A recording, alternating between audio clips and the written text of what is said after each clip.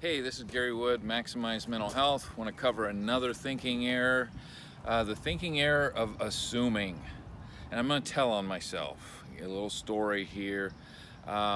This is honestly one of the thinking errors I still find myself using. True confession.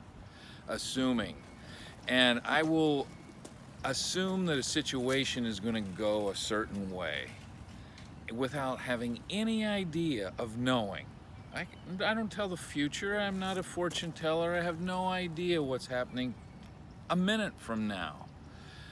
So we have to catch that sometimes we're fortune telling, we're predicting the future as if we know, and that's assuming, and that's a thinking error. Now here's what happens.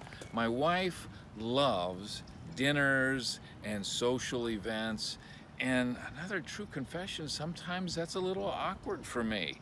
She just flourishes in that environment. I'm kind of like navigating my way around. She'll say, okay, we have this social event she wants to go to, she's excited about. I'm kind of like, trying to work through it. And sometimes I will assume, oh, it's probably going to be this way, or it's probably going to be that way. So we go to the event, and on our way driving back home, I'll say, hey, that was kind of fun, or hey, that went pretty good. And she'll say, see?